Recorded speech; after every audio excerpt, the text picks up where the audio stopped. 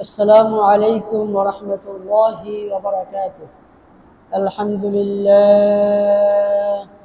الحمد لله الذي جعل الشمس والقمر بحسبان والنجم والشجر يسجدان وفضل زمانا على زمان كما فضل مكانا على مكان وإنسانا على إنسان. ونشهد أن لا إله إلا الله وحده لا شريك له، ونشهد أن سيدنا وسندنا وحبيبنا وحبيب ربنا وطبيبنا وطبيب قلوبنا ومولانا محمدا عبده ورسوله، أرسله الله تعالى بالحق بشيرا ونذيرا وداعيا إلى الله بإذنه وسراجا منيرا. أما بعد، فقد قال الله تعالى في كلامه المجيد والفرقان الحميد: أعوذ بالله من الشيطان الرجيم. بسم الله الرحمن الرحيم. يا بني آدم قد أنزلنا عليكم لباسا يواري سوآتكم وريشا ولباس التقوى ذلك خير، ذلك من آيات الله لعلهم يذكرون. يا بني آدم لا يفتننكم الشيطان كما أخرج أبويكم من الجنة ينزع عنهما لباسهما ليريهما سوآتهما إنه يراكم هو وقبيله من حيث لا ترونهم إنا جعلنا الشياطين أولياء للذين لا يؤمنون. وقال رسول الله صلى الله عليه وسلم: ثلاثة لا يكلمهم الله يوم القيامة ولا ينظر إليهم ولا يزكيهم ولهم عذاب أليم. فقرأها رسول الله صلى الله عليه وسلم 3 مرار. قال أبو ذر: قد خابوا وخسروا من هم يا رسول الله؟ قال رسول الله صلى الله عليه وسلم: المسبل والمنان والمنفق سلعته بالحلف الكاذب، أو كما قال النبي الصادق المصدوق عليه الصلاة والسلام. صدق الله المولانا العظيم وصدق رسوله النبي الكريم، ونحن على ذلك من الشاهدين والشاكرين، والحمد لله رب العالمين. سبحانك لا علم لنا إلا ما علمتنا إنك أنت العليم الحكيم. رب اشرح لي صدري ويسر لي أمري واحلل عقدة من لساني يفقه قولي. رب يسر ولا تعسر وتمم علينا بالخير. अमाल से जिंदगी बनती है, जन्नत भी जहन्नम भी, खाके अपनी फितरत में न नूरी है न नारी। मौत को तुम दूर न समझो, मौत है हरदम करीब। तुमको मोहलत ना मिलेगी लब हिलाने के लिए। दुनिया में हो दुनिया का तलबगार नहीं हो, बाजार से गुजार हो खरीदार नहीं हो। अल्हम्दुलिमन क़द्दर खैरा व ख़बाला, अल्हम्दुलिमन क़द्दर खैरा व ख़बाला, वश्शुक्रु लिमन सव्वरा हुस्ना व जमाला। फर्दुन समदुन अन सिफतिल खल्क़ि बरीउन, रब्बुन अज़लियुल खलक़ल खल्क़ कमाला। अल अव्वलु वल आखिरु वज़ ज़ाहिरु हक़्क़ा, वल बातिनु मौलाय वला क़ील वक़ाला। ला ज़िद्द वला निद्द वला हद्द लिमौला, ला ज़िद्द वला निद्द वला हद्द लिमौला। अल आना कमा कान वलम यल्क़ ज़वाला। ला तुशरिक बिल्लाहि वला रब्ब सिवाहु, ला तुशरिक बिल्लाहि वला रब्ब सिवाहु। ला वालिद वला वलद वला उम्म ला खाला। ला क़ब्ल वला बअद वला वक़्त ज़माना, ला हाजिब वला मानिअ लिल्लाहि तआला। वक़ाल तआला फ़ी शानि हबीबिही व महबूबिही व माशूक़िही, इन्नल्लाह व मलाइकतहु युसल्लूना अलन नबी, या अय्युहल्लज़ीना आमनू सल्लु अलैहि वसल्लिमू तस्लीमा। अल्लाहुम्मा सल्लि अला सय्यिदिना व नबिय्यिना व शफीइना व हबीबिना व मौलाना मुहम्मद सल्लल्लाहु अलैहि व अला आलिहि व अस्हाबिहि व बारक व सल्लम। সকলে জিকির করি, লা ইলাহা ইল্লাল্লাহ, লা ইলাহা ইল্লাল্লাহ, লা ইলাহা ইল্লাল্লাহ, লা ইলাহা ইল্লাল্লাহ, লা ইলাহা ইল্লাল্লাহ, লা ইলাহা ইল্লাল্লাহ, লা ইলাহা ইল্লাল্লাহ। সুবহানাল্লাহ ওয়ালহামদুলিল্লাহ, লা ইলাহা ইল্লাল্লাহ। সুবহানাল্লাহ ওয়ালহামদুলিল্লাহ, লা ইলাহা ইল্লাল্লাহ। আল্লাহ রব্বুল আলামিনের দরবারে অসংখ্য অগণিত শুকর এবং সুজুদ যে রব্বুল আলামিন আমাদেরকে জুমার দিনে জুমার নামাজ আদায়ের জন্য এবং খুতবা শোনার জন্য তার ঘর মসজিদে আসার এবং বসার তৌফিক দান করেছেন। এই জন্য সকলেই শুকরিয়া আদায় করি, আলহামদুলিল্লাহ। জুমার নামাজ যেমন ওয়াজিব, জুমার নামাজের খুতবা শোনাও তেমন ওয়াজিব। খুতবা শোনাও কি? এই জুমার নামাজের খুতবার জন্যই জুমার নামাজ অর্ধেক করা হয়েছে। কি করা হয়েছে? কেন জোহরের নামাজ আমরা ফরজ কয় রাকাত পড়ি আর জুমায় কয় রাকাত পড়ি? এই 2 রাকাতকে খুতবার কায়েম মাকাম করা হয়েছে। এই জন্য জুমার নামাজ পড়া যেমন ওয়াজিব, জুমার নামাজের খুতবা শোনাও কি? খুতবা মানি হলো বক্তব্য দেওয়া, বক্তৃতা করা, আলোচনা করা, সমাবেশ করা। ইয়াউমুল জুমআহ মানে সমাবেশের দিন। কিসের দিন? আমরা তো মনে করি যে অমুক দল তমুক দল সমাবেশ করে, এইটা সমাবেশ। আসলে ইয়াউমুল জুমআহ সপ্তাহে মুসলমানদের সমবেত হওয়ার দিন হইল কোন দিন? জুমার দিন, শুক্রবার। আমরা দলীয় সমাবেশে আগে আগে যাই, মিছিল নিয়ে যাই, নিজেও যাই এবং আমার পরিচিত জনদের দাওয়াত দিয়ে নিয়ে যাই।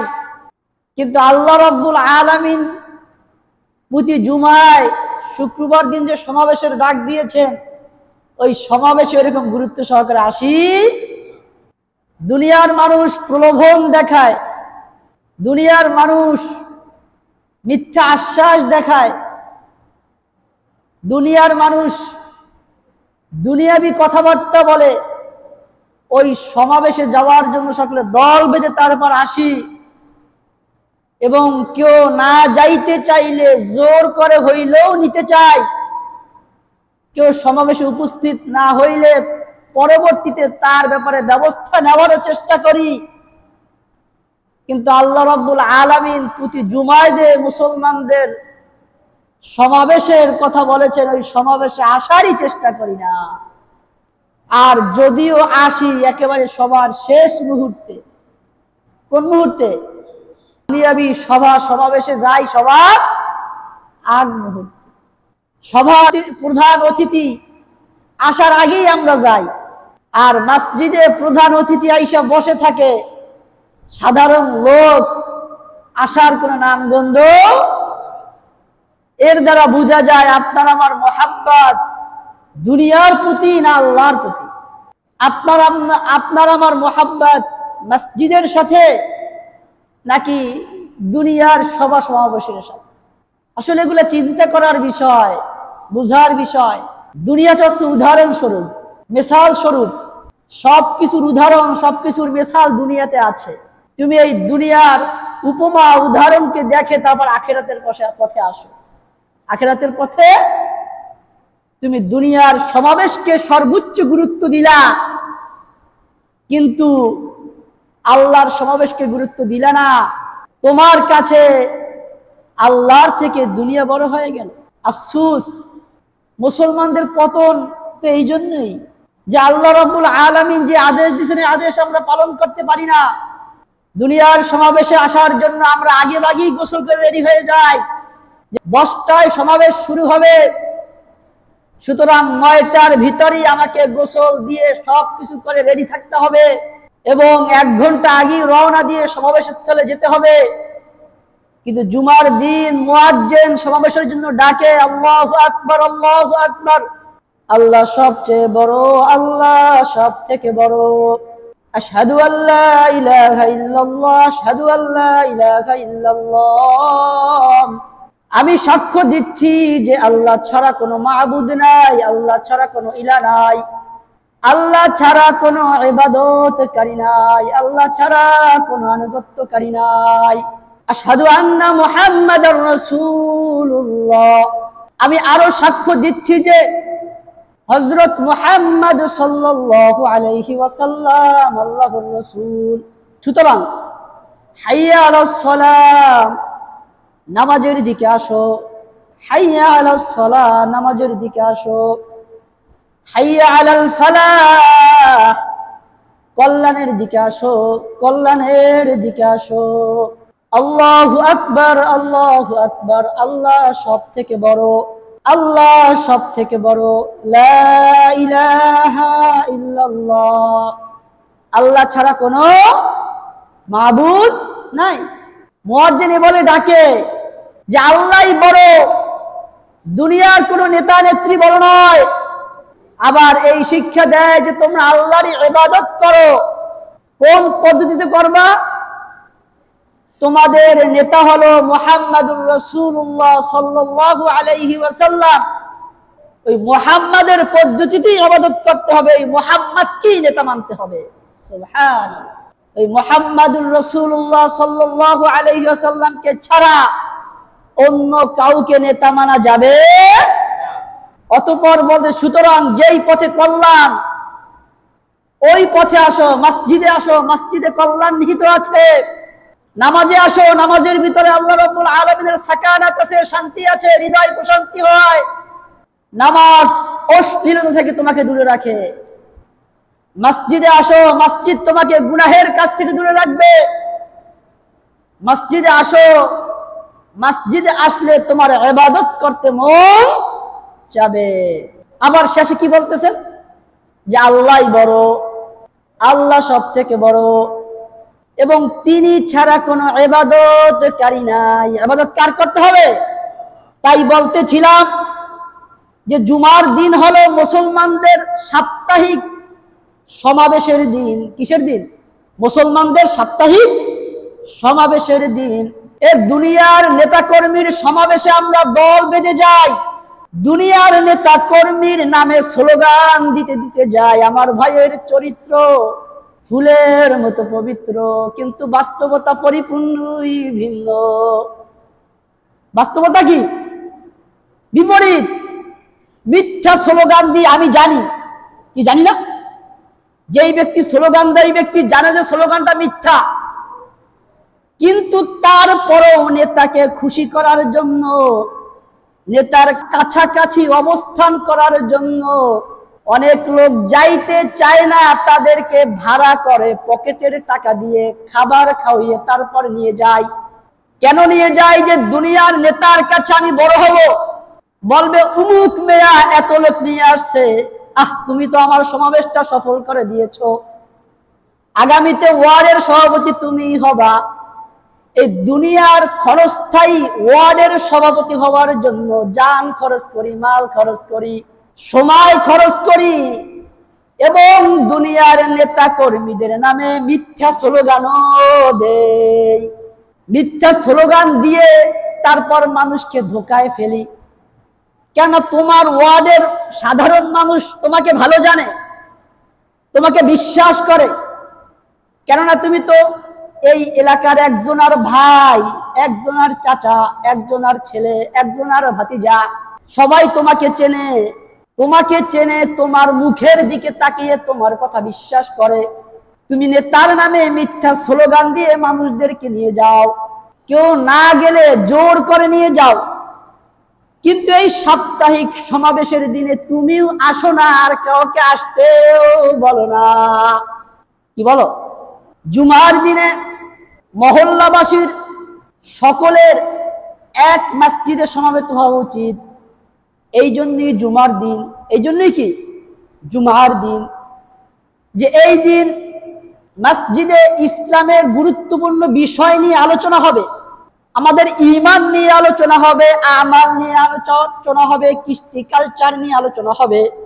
এই আলোচনা আমরা সকলেই শুনবো, শোনার পর এক সপ্তাহ যেন সুন্দরভাবে আমল করতে পারি এই চেষ্টা করব। এই জন্যই জুমার দিন। যেমন নেতা কর্মীদের সমাবেশে গেলে তাদের মন চাঙ্গা হয়, কর্মস্পৃহা বাড়ে, বাড়ে কি বাড়ে না? সমাবেশ থেকে আইসাই কাজের গতি বাড়াইয়ে দেয়, নেতা যে ফর্মুলা দিয়ে দেয় ওই ফর্মুলা বাস্তবায়ন করে। কিন্তু আপনি আমি জুমার দিন আসার পর ইমাম সাহেব যে ফর্মুলা বাতলিয়ে দেয়, ইমাম সাহেব যে আমালের কথা বলে দেয়, ওই আমাল আমি নিজের মধ্যে বাস্তবায়ন করার চেষ্টা করি না এবং সমাজেও বাস্তবায়ন করার চেষ্টা করি না। এই জন্য কথাগুলো মনোযোগ দিয়ে শুনুন, অনুধাবন করার চেষ্টা করুন, বোঝার চেষ্টা করুন যে আল্লাহ রাব্বুল আলামিন আপনাকে আমাকে দুনিয়াতে পাঠাইছেন একমাত্র আল্লাহ রাব্বুল আলামিনের বরত্ব ঘোষণা করার জন্য। কার বরত্ব? আল্লাহর বরত্ব ঘোষণা করার জন্য, আল্লাহ রাব্বুল আলামিনের পবিত্রতা ঘোষণা করার জন্য, আল্লাহ রাব্বুল আলামিনের প্রশংসা করার জন্য। কিন্তু আপনি আমি আল্লাহর প্রশংসা করি না, আল্লাহর পবিত্রতা ঘোষণা করি না, আল্লাহর বরত্ব ঘোষণা করি না। অথচ আল্লাহর বরত্ব সত্য, আল্লাহর পবিত্রতা সত্য, আল্লাহর প্রশংসা সত্য, কিন্তু আমরা মিথ্যার প্রশংসা করি, মিথ্যার পবিত্রতা ঘোষণা করি, মিথ্যার বরত্ব করি। করি কি করি না? সব মিথ্যা। তারপরে উমুক ভাইয়ের চরিত্র ফুলের মতো, আবার উমুকের মতো হয় না, উমুকের মতো তার বরত্ব করি, কিন্তু আল্লাহর বরত্ব করি। এই জন্য একমাত্র আল্লাহ রাব্বুল আলামিনের বরত্ব করতে হবে, আল্লাহ রাব্বুল আলামিনের প্রশংসা করতে হবে, আল্লাহ রাব্বুল আলামিনের পবিত্রতা ঘোষণা করতে হবে, বলতে হবে আল্লাহু আকবার, আল্লাহ আল্লাহ সব থেকে বড়, সুবহানাল্লাহ আল্লাহ পবিত্র, আলহামদুলিল্লাহ সমস্ত প্রশংসা আল্লাহর জন্য। সমস্ত প্রশংসা কার জন্য? যাই হোক, বলতেছিলাম যে জুমার দিন মুসলমানের সমাবেশের দিন, কিন্তু আপনি আমি মুসলমান হয়েও দুনিয়ার সমাবেশে যাওয়ার জন্য আপনার আমার যতটুকু গুরুত্ব, এই আল্লাহ রাব্বুল আলামিনের এই সমাবেশে আওয়ার জন্য আপনার আমার গুরুত্ব নাই। গুরুত্ব আল্লাহ রাব্বুল আলামিন আমাদের সকলকে জুমার নামাজ যেইভাবে আদায় করা দরকার এবং জুমার জন্য যেভাবে প্রস্তুতি নেওয়া দরকার ওইভাবে প্রস্তুতি নেওয়ার তৌফিক দান করুন, আল্লাহুম্মা আমিন। আজকে খুতবায় কোরআনুল কারীম থেকে একটি আয়াত তেলাওয়াত করেছি, রাসূলের হাদিস থেকে একটি হাদিস তেলাওয়াত করেছি। আল্লাহ চাহে তো ইনশাআল্লাহ ওই আয়াত এবং হাদিসের আলোকে কিছু আলোচনা করার চেষ্টা করব। আসলে যে আলোচনাগুলো করি, নিয়মিত যে কথাগুলো বলি জুমার মসজিদে জুমার দিন, যদি আপনি আমি প্রতি জুমায় দুই একটা কথা সংগ্রহ করি এবং ওই অনুযায়ী আমল করি, তাহলে দেখা যাবে যে কিয়ামতের ময়দানে, হাসরের ময়দানে আপনার আমার আমল নামে অফুরন্ত নাকি। আর যদি শুধু আলোচনা শুনে যাই কিন্তু আমল না করি এবং গুরুত্ব না দেই, তাহলে শোনা হবে, কিয়ামতের ময়দানে আপনার আমার ঝুলি খালি থাকবে। কি থাকবে? আপনার আমার ঝুলি। আমাদের দেশে আগে তো খুঁতি, আল্লাহ খুঁতি নাই। খুঁতি চেনেন? আগে তো খুঁতি ছিল, খুঁতিতে মানুষের টাকা থইত। তো ওই খুঁতি ধরেন যে আপনি যদি আমল করেন তো আপনার খুঁতি ভরা থাকবে, আর যদি আমল না করেন দেখবেন খুঁতি খালি, খুঁতিতে কিছু নাই। তো যাই হোক, গত জুমায় আলোচনা করেছিলাম যে ঈমান হলো ফাউন্ডেশন। ঈমান কি? Foundation, piling. আর আমল হলো বিল্ডিং। আমল কি? বিল্ডিং। ঈমান আছে তো আমলের দাম আছে। আমলের ঈমান নাই তো আমলের দাম নাই। একটা বিষয় যে মুসলমানদের নামাজ, রোজা, হজ, যাকাত ইত্যাদি বিষয়গুলো যেমন গুরুত্বপূর্ণ, ঠিক তেমনি ভাবে আপনি সমাজে কিভাবে চলবেন, আপনার আচার অনুষ্ঠান কেমন হবে, আপনার সমাজের চলাফেরা কেমন হবে, আপনার আত্মীয়তা কেমন হবে, আপনার লেনদেন মুআমালাত মুআশারাত কেমন হবে, তাহজিব তামাদ্দুন কেমন হবে, এগুলোরও একটা নিয়ম নীতি আছে। ইবাদত বন্দেগীর যেমন নিয়ম নীতি আছে, নামাজ কিভাবে পড়তে হবে, রোজা কিভাবে রাখতে হবে, হজ কিভাবে করতে হবে, যাকাত কিভাবে দিতে হবে, এর একটা পদ্ধতি আছে কি নাই? ঠিক তেমনি ভাবে আপনি সমাজে কিভাবে চলবেন, আপনার বিবাহের অনুষ্ঠানটা কিভাবে হবে, আপনার সাহিত্য সংস্কৃতি কেমন হবে, আপনার চলাফেরা কেমন হবে, আপনার মানুষের সাথে মেলামেশা কেমন হবে, কথাবার্তা কেমন হবে, আপনার পোশাক পরিচ্ছদ কেমন হবে, এরও সুনির্ধারিত এবং সুনির্দিষ্ট নীতিমালা ইসলামে রয়েছে। ইনশাআল্লাহ আজকে ওই বিষয়গুলো নিয়ে আলোচনা করার চেষ্টা করব। প্রথমেই আমরা আজকে ইসলামে পোশাক পরিচ্ছদের কি গুরুত্ব, এই বিষয়ে আলোচনা করব ইনশাআল্লাহ। আল্লাহ রাব্বুল আলামিন সূরাত আরাফের ভিতরে বলেছেন, ইয়া বানি আদামা قد أنزلنا عليكم لباسا يواري سوآتكم وريشا ولباس التقوى ذلك خير ذلك من آيات الله لعلهم يذكرون يا بني آدم لا يفتننكم الشيطان كما أخرج أبويكم من الجنة ينزع عنهما لباسهما ليريهما سوآتهما إنه يراكم هو وقبيله من حيث لا ترونهم إنا جعلنا الشياطين أولياء للذين لا يؤمنون الله رب العالمين বনি আদমকে উদ্দেশ্য করে বলেন, বনি আদমকে ডাক দিয়ে বলেন, ইয়া বানি আদম, হে বনি আদম। কি বলেন? ইয়া বানি আদম, হে বনি আদম। قد أنزلنا عليكم لباسا, আমি তোমাদের জন্য পোশাক অবতীর্ণ করেছি। সুবহানাল্লাহ, আমি তোমাদের জন্য কি করেছি? পোশাক অবতীর্ণ করেছি। কেন করেছি তোমরা কি জানোনি? ইওয়ারি সাওআতিকুম ওয়ারিশা, যাতে করে তোমরা ঢেকে রাখতে পারো সাওআতিকুম, তোমাদের গুপ্তাঙ্গ, তোমাদের লজ্জাস্থান, যাতে করে তোমরা তোমাদের সতর ঢেকে রাখতে পারো। ইওয়ারি সাওআতিকুম ওয়ারিশা, এবং তোমরা সাজসজ্জা গ্রহণ করতে পারো। সুবহানাল্লাহ। কি বলছেন? হে বনি আদম, আমি তোমাদের জন্য পোশাক অবতীর্ণ করেছি, পোশাক নাজিল করেছি। আমি তোমাদের নিকট পোশাক পাঠিয়েছি। পোশাক পাঠিয়েছি কেন পাঠিয়েছি? যাতে করে তোমরা তোমাদের লজ্জাস্থান ঢেকে রাখতে পারো, গুপ্তাঙ্গ ঢেকে রাখতে পারো, সতর ঢেকে রাখতে পারো, বুঝিয়েন। এবং ওয়ারিসা, এবং যাতে করে তোমরা একটু সাজসজ্জা গ্রহণ করতে পারো, তোমরা সাজসজ্জা অবলম্বন করতে পারো, এই জন্য পোশাক অবতীর্ণ করেছি। এবং কেমন পোশাক হবে? ওয়ালিবাসুত তাকওয়া, এবং পোশাকটা তেমন হওয়া চাই যেই পোশাকটা পরিধান করলে তোমার অন্তরে আল্লাহর ভয় সৃষ্টি হয়। কার ভয়? তোমার অন্তরে আল্লাহর ভয় সৃষ্টি হয়, ওই পোশাকটাই হলো উত্তম। ওয়ালিবাসুত তাকওয়া কাযালিকা খায়র, ওই পোশাকটাই হলো উত্তম, ওই বিষয়টাই হলো উত্তম। কাযালিকা মিন আয়াতিল্লাহ, এটা হলো আল্লাহ রাব্বুল আলামিনের নিদর্শন। কার নিদর্শন?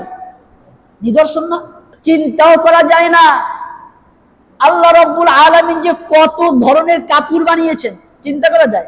কত আইটেমের কাপড়, কত রঙের কাপড়। রঙের শেষ আছে, কাপড়ের ধরনের শেষ আছে, কাপড়ের শেষ নাই, রঙের শেষ নাই। এটা আল্লাহ নিদর্শন না? চিন্তাও করা যায় না যে কিছু কাপড় মোটা, আবার কিছু কাপড় পাতলা, আবার কিছু কাপড় আরো পাতলা, মানে কাপড়ের ধরনের শেষ নাই, ধরনের। এটা আল্লাহ রাব্বুল আলামিনের কি? নিদর্শন। যালিকা মিন আয়াতিল্লাহি লাআল্লাহুম ইয়াযাক্কারুন। কাদের জন্য নিদর্শন? যারা আল্লাহ রাব্বুল আলামিনের এই বিষয় নিয়ে চিন্তা ফিকির করে, চিন্তা গবেষণা করে, আলোচনা পর্যালোচনা করে, তাদের জন্য নিদর্শন। আর যারা চিন্তা ফিকির করে না, চিন্তা গবেষণা করে না, আলোচনা করে না, তারা নিদর্শন খুঁজে পাবে? তারা তো মনে করবে বাজারে গেছি, একটা পোশাক পাইছি, কিনছি, শেষ পড়ছি, তারা তো এইটা মনে করবে। কিন্তু যারা এই সৃষ্টি নিয়ে চিন্তা করবে, গবেষণা করবে, চিন্তা করবে, তারা এর ভিতরে নিদর্শন পাবে যে আল্লাহ রাব্বুল আলামিন এই কাপড়টা কিভাবে বানাইছেন, এই রংটা কিভাবে বানাইছেন। আমি এক এক দিন এক এক রঙের পোশাক পরি, এক এক রঙের কাপড় পরি, এক এক ধরনের কাপড় পরি, এক এক ডিজাইনের কাপড় পরি। পাঞ্জাবির কত ধরনের ডিজাইন আছে, পায়জামার কত ধরনের ডিজাইন আছে, টুপির কত ধরনের ডিজাইন আছে, রুমালের কত ধরনের ডিজাইন আছে, পাগড়ির কত ধরনের ডিজাইন আছে, আছে কি নাই? ডিজাইনের কোনো শেষ নাই। এই ডিজাইন কে দিছেন? মানুষের পক্ষে কোনো ডিজাইন করা সম্ভব না যদি আল্লাহ রাব্বুল আলামিন তার মেধার ভিতরে ওই ডিজাইন ফিট করে না দেন। কোন পাগল কি কোনো কাজ করতে পারে? এই মেধা দিছেন কে? আমরা তো সাধারণ চক্ষু দিয়ে দেখি যে ডিজাইনটা অমুক ব্যক্তি করেছে, কিন্তু অমুক ব্যক্তির ভিতরে এই ডিজাইনটা সেট করে দিয়েছে কে? আমরা তো বাহ্যিক ভাবে দেখি অমুকে অমুক খাবারটা পাকাইছে, অমুকে পাকাইছে, কিন্তু অমুকের ভিতরে, মাথার ভিতরে এই খাবারটা পাকানোর থিওরি কে দিয়েছে? আল্লাহ রাব্বুল আলামিন যদি তার মেধাকে নষ্ট করে দিতেন, তো পাগল যদি খাবার রান্না করতো, ওই খাবার কি খাওয়া যাইতো নি? এ পাগল খাবার রান্না করলে খাবার খাওয়া যাইবে? দেখা যাবে লবণ বেশি দিয়ে দিয়েছে অথবা লবণ দেয়নি, আবার দেখা যাবে হলুদ বেশি দিয়েছে অথবা দেয় নাই, আবার দেখা যাবে মরিচ বেশি দিয়েছে অথবা দেয় নাই, আবার দেখা যাবে পানি বেশি দিয়েছে অথবা দেয় নাই। পাগলে রান্না করলে খাবার খাওয়া সম্ভব নয়? সম্ভব। পাগলে ডিজাইন করলে ওই ডিজাইনও পরিধান করা সম্ভব নয়। তো সুতরাং যত ধরনের ডিজাইন দেখুন না কেন, এর আবিষ্কারক কে? দুনিয়ার বাহ্যিক দৃশ্য দেখি উমুকে করছে, উমুকে করছে, আসলে উমুকের মাধ্যমে আল্লাহ রাব্বুল আলামিন করাইছেন। কে করাইছেন? এই জন্য কি বলছি যে এই পোশাক পরিচ্ছেদের ভিতরে আল্লাহ রাব্বুল আলামিনের নিদর্শন রয়েছে। কাদের জন্য? এই কাদের জন্য? যারা চিন্তা গবেষণা করে, যারা চিন্তা ফিকির করে, যারা আলোচনা পর্যালোচনা করে, তাদের জন্যই নিদর্শন রয়েছে। এই আয়াতের মাধ্যমে আমরা কি পাইলাম? যে আল্লাহ রাব্বুল আলামিন আমাদের লজ্জাস্থান ঢাকার জন্য, আমাদের গুপ্তাঙ্গ ঢাকার জন্য, আমাদের সতরকে আবৃত করার জন্য পোশাক পাঠিয়েছেন এবং সাজসজ্জা অবলম্বনের জন্য পোশাক পাঠিয়েছেন। এবং পোশাকটা কেমন হইতে হইবে? যে যেই পোশাকটা পরিধান করলে আল্লাহ রাব্বুল আলামিনের ভয় অন্তরে তৈরি হয়, ওই ধরনের পোশাক পরতে পারে, ওই পোশাকটাই উত্তম। ওই পোশাক ছাড়া অন্য যত পোশাক আছে ওই পোশাক উত্তম পোশাক নয়। উত্তম পোশাক এমনও হইতে পারে ওই পোশাকটা পরিধান করলে আল্লাহ খুশি হন না, খুশি হন শয়তান। কে খুশি হয়? পরের আয়াতে আছে আল্লাহ রাব্বুল আলামিন বলতেছেন, ইয়া বানি আদম, হে বনি আদম, লা ইয়াফতিনান্নাকুমুশ শাইতান, কয় তোমরা শয়তানের প্রতারণার ফাঁদে পড়িও না। লা ইয়াফতিনান্নাকুমুশ শাইতান, যে তোমরা কিছুতেই শয়তানের প্রতারণার ফাঁদে পড়িও। কামা আখরাজা আবাওয়াইকুম মিনাল জান্নাতি ইয়ানজিউ আনহুমা লিবাসাহুমা লিউরিয়াহুমা সাওআতিহিমা, যেমনি ভাবে তোমাদের পিতামাতা আদম এবং হাওয়া আলাইহিস সালাতু ওয়াস সালাম শয়তানের প্রতারণায় পড়েছিল, শয়তানের ফাঁদে পড়েছিল। কামা আখরাজা আবাওয়াইকুম মিনাল জান্নাতি, শয়তানের ফাঁদে পড়ে, শয়তানের প্রতারণায় পড়ে, তারপর জান্নাত থেকে বের হয়ে গিয়েছিল। কেন বের হইছে? পরে কেন বের হইছে? কামা আখরাজা আবাওয়াইকুম মিনাল জান্নাতি ইয়ানজিউ আনহুমা লিবাসাহুমা, কেননা তাদের শরীর থেকে জান্নাতি পোশাক খুলে গিয়েছিল। লিউরিয়াহুমা সাওআতিহিমা, এবং উভয়ের লজ্জাস্থান উভয়ের সামনে প্রকাশ পেয়ে গিয়েছিল। সুতরাং আল্লাহ রাব্বুল আলামিন বলেছেন যে উলঙ্গ মানুষের স্থান জান্নাতে নাই, জান্নাতে। সুতরাং তোমাদের স্থান হইল দুনিয়াতে, তোমরা দুনিয়াতে নেমে যাও, তোমরা দুনিয়াতে। তাই আল্লাহ রাব্বুল আলামিন স্মরণ করে দিতেছেন, এ বনি আদম, যে শয়তানের প্রতারণার ফাঁদে পড়িও না। যেমনি ভাবে তোমাদের পিতামাতা পড়ছিল, ওই শয়তানের ফাঁদে পড়ে তারা জান্নাত থেকে বের হয়ে গিয়েছিল। তাদের উভয়ের লজ্জাস্থান একে অপরের সামনে প্রকাশ পেয়ে গিয়েছিল। সুতরাং এই বেহায়াপনা, এই অশ্লীলতা জান্নাতে চলবে, যাও দুনিয়ায় চলে যাও। ইন্নাহু ইয়ারাকুম হুয়া ওয়া কাবিলুহু মিন হাইসু লা তারাউনাকুম, তারপর বলতেছেন, হে বনি আদম, তোমরা জেনে রাখো, ইন্নাহু ইয়ারাকুম, কয় শয়তান তোমাদের এমন জায়গা থেকে দেখে, ওয়া কাবিলুহু, এবং তার কবিলা, তার গোত্র। শয়তান এবং শয়তানের চেলাবেলা, শয়তান এবং শয়তানের দল তোমাদেরকে এমন স্থান থেকে দেখে। ইন্নাহু ইয়ারাকুম হুয়া ওয়া কাবিলুহু মিন হাইসু লা তারাউনাহুম, তোমরা তা দেখতে পারো যে শয়তান এবং শয়তানের দল তোমাকে এমন স্থান থেকে দেখে, অবলোকন করে, দৃষ্টি দেয়, তোমরা দেখো। ইন্না জাআলনাশ শায়াতিনা আউলিয়া লিল্লাযিনা লা ইউমিনুন, অতঃপর আল্লাহ রাব্বুল আলামিন বলতেছেন যে ইন্না জাআলনাশ শায়াতিনা আউলিয়া লিল্লাযিনা লা ইউমিনুন, যারা ঈমান আনে না, আল্লাহকে বিশ্বাস করে না, আমি তাদেরকে শয়তানের বন্ধু বানিয়ে দিই। নাউজুবিল্লাহ। সুতরাং দেখেন এই আয়াত দ্বারা কি পাইলাম, যে পোশাক হইল মুসলমানদের জন্য সাজসজ্জার বিষয়, পোশাক হইল লজ্জাস্থান ঢেকে রাখার বিষয়। দুইটা উদ্দেশ্য পোশাকের। কয়টা উদ্দেশ্য? দুইটা। একটা হইল সতর ঢেকে রাখা, আর একটা হইল সাজসজ্জা গ্রহণ করা। এই দুইটা উদ্দেশ্যের জন্যই পোশাক। সুতরাং শয়তান তোমাদেরকে চাবে যে তোমরা যাতে পোশাক না পরো। শয়তান কি চাবে? তোমরা যাতে পোশাক না পরো। এখন আমরা বলতে পারি যে আমরা তো সভ্য সমাজে বাস করি, এক সময় সভ্যতা ছিল না, এক সময় কাপড়ের তো আবিষ্কার ছিল না, তারা উলঙ্গ ছিল, তারা হয়তো গাছের পাতা দিয়ে তাদের লজ্জাস্থান ঢাকতো, সতরও ঢাকতে পারতো না। এখন আমরা তো সভ্য সমাজে বাস করি, আমরা তো উলঙ্গ থাকি। কিন্তু হাদিস শরীফ এসেছে, রাসূল করিম সাল্লাল্লাহু আলাইহি ওয়াসাল্লাম বলেছেন যে এমন শ্রেণীর লোক আছে যারা দুনিয়াতে পোশাক পরিধান করে, কি যারা দুনিয়াতে পোশাক পরিধান করে, কিন্তু আখিরাতে তাদেরকে পোশাক পরিহিত হিসেবে ধরা হবে না, তাদেরকে উলঙ্গ হিসেবে ধরা হবে। উলঙ্গ হিসেবে তা কেমন? যে ইসলামের বিধান হইল যে তুমি যখন পোশাক পরবা, তোমার পোশাকটা হতে হবে ঢিলা ঢালা। তোমার পোশাক কি হইতে হবে? ঢিলা হতে হবে। নারী পুরুষ উভয়ের ক্ষেত্রে।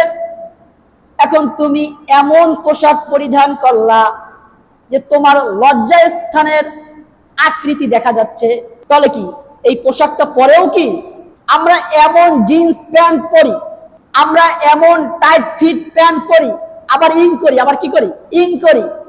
অথবা যখন সমাজে হাঁটি তখন আমাদের লজ্জাস্থানের আকৃতি দেখা যায়। চিন্তা করার বিষয়, চিন্তা করবেন আল্লাহ রাব্বুল আলামিন হাদিসে, অসংখ্য হাদিসে আছে, এমন পোশাক পরিধান করো যেই পোশাকটা পরিধান করলে তাকওয়া, আল্লাহর ভয় সৃষ্টি হয়। এখন আপনার দিমাগের ভিতরে ঢুকান, মাথার ভিতরে ঢুকান, কোন পোশাক পরিধান করলে নামাজ পড়তে মনে চায়, মসজিদে যেতে মনে চায়, দান করতে মনে চায়, আর কোন পোশাক পরিধান করলে খারাপ কাজ করতে মনে চায়। জায়েজ নাজায়েজ ভিন্ন কথা, জায়েজ নাজায়েজ কি কথা, ভিন্ন কথা। মূল কথা হলো আল্লাহ রাব্বুল আলামিনের ভয়। আপনার অন্তরে যদি আল্লাহ রাব্বুল আলামিনের ভয় না থাকে তাহলে আপনি যা ইচ্ছা তাই করতে পারবেন, আপনি যা ইচ্ছা তাই করতে পারবেন। আন আব্দুল্লাহ ইবনে ওমর রাদিয়াল্লাহু তাআলা আনহু قال قال رسول الله صلى الله عليه وسلم من تشبه بقوم فهو منهم।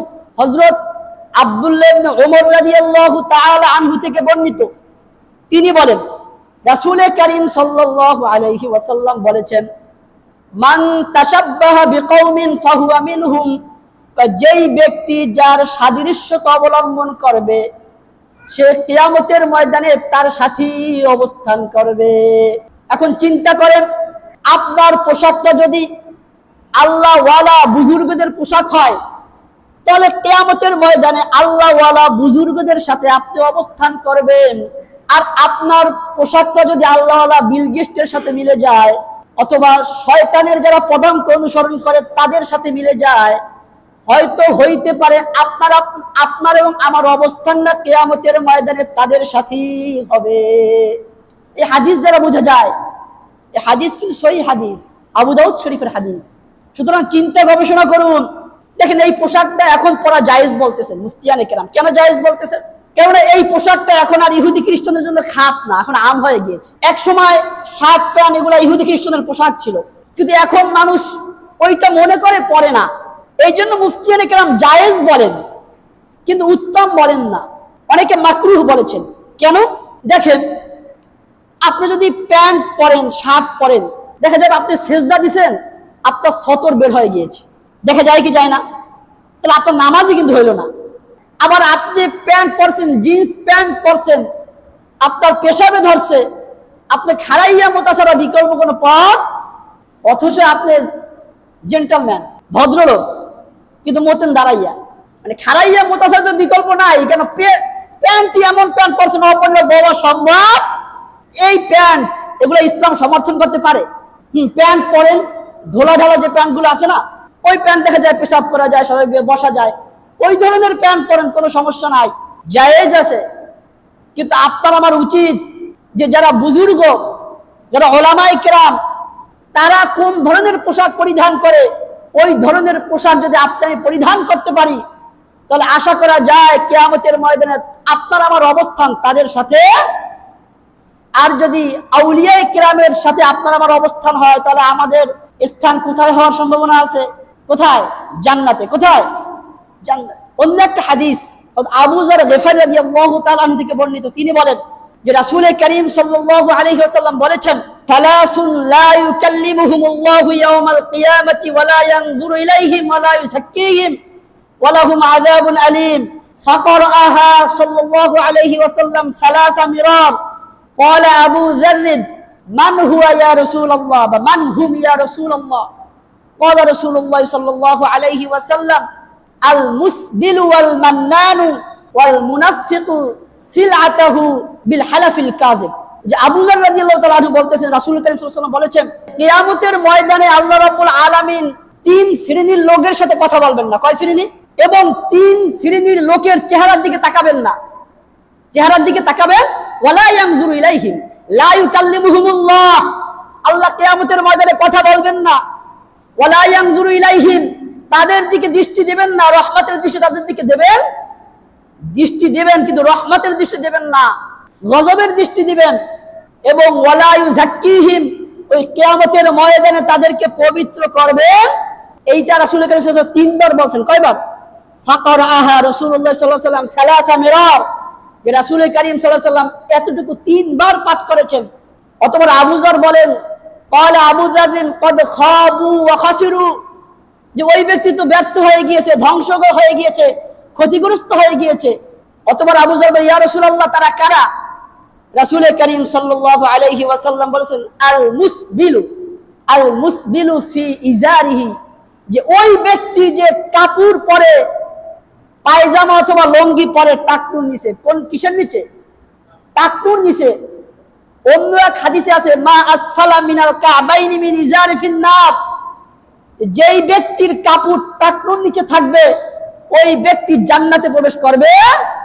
আর এই হাদিসে পাইলাম যে যেই ব্যক্তির কাপড় টাকনুর নিচে থাকবে, আল্লাহ রাব্বুল আলামিন কিয়ামতের ময়দানে তার সাথে কথা বলবেন না এবং তার দিকে রহমতের দৃষ্টি দেবেন। এবং কি হয়েছে? ওয়াল মান্নান, এবং ওই ব্যক্তির দিকে তাকাইবেন না যেই ব্যক্তি ফিমা আতাহু, একজনকে দান করার পর তারপর খোটা দেয়। কি দেয়? একজনকে দান করার পর। আমাদের সমাজে এমন ব্যক্তি আছে কি নাই? বিশেষ করে এই স্বভাবটা মহিলাদের মধ্যে বেশি, মহিলাদের ভিতরে বেশি। এই জন্য মা বোনরা সাবধান হয়ে যান। মহিলারা একটা জিনিস সহজে দিয়ে দেয়, খুব সহজে দিয়ে দেয়, মানে পাশের ঘরের লোক এসে চাইলেই দিয়ে দেয়, কিন্তু আবার পান থেকে চুন খসলেই খোটা দেয়। তো খোটা দিলে কি হবে? যে খোটা দিলে কিয়ামতের ময়দানে আল্লাহ রাব্বুল আলামিন তার দিকে রহমতের দৃষ্টি তাকাবেন না এবং তার সাথে কথা বলবেন। অন্য হাদিসে আছে, যেই ব্যক্তি খোটা দেয় ওই ব্যক্তি জান্নাতে প্রবেশ করবে। 3 নাম্বার, ওই ব্যক্তি যেই ব্যক্তি মিথ্যা কসম খেয়ে তারপর তার মাল চালিয়ে দেয়। আছে কি নাই? আমাদের ভিতরে অনেক লোক আছে না, একেবারে আল্লাহর কসম কয়, ভাই 1 টাকাও লাভ হইবে না, এই মাল বেচলে 1 টাকাও লাভ হইবে, এই মিথ্যা কসম খেয়ে তারপর মাল চালিয়ে দেয় এবং বলে এই মালটা একেবারে 1 নাম্বার পিওর, আসলে 2 নাম্বার, আসলে 2 নাম্বার। সুতরাং যেই ব্যক্তি কসম কাটবে, কসম খাবে, ওই ব্যক্তির থেকে মাল না কেনারই চেষ্টা করবেন, না কেনারই চেষ্টা করবেন। বুঝাই 3টা জিনিস পাইলাম, যে আল্লাহ রাব্বুল আলামিন কিয়ামতের ময়দানে 3 ব্যক্তির সাথে কথা বলবেন না এবং চোখ তুলে তাকাবেন না, রহমতের দৃষ্টি দেবেন না এবং তাদেরকে পবিত্র করবেন না। 1 নাম্বার, যেই সমস্ত পুরুষরা টাকনুর নিচে কাপড় পরিধান করে। 2 নাম্বার, যারা দান করার পর খোটা দেয়। 3 নাম্বার, যারা মিথ্যা কসম করে তারপর তাদের মাল চালিয়ে দেয়। ইনশাআল্লাহ আগামী জুমায় এই বিষয়ে পোশাক পরিচ্ছদ নিয়ে আরো আলোচনা করার চেষ্টা করব। আল্লাহ রাব্বুল আলামিন আমাদের সকলকে সুন্নতি পোশাক পরিধান করার তৌফিক দান করুন এবং তাকওয়ার পোশাক পরিধান করার তৌফিক দান করুন। আমিন ওয়া আখির দাওয়ানা আলহামদুলিল্লাহি রাব্বিল আলামিন।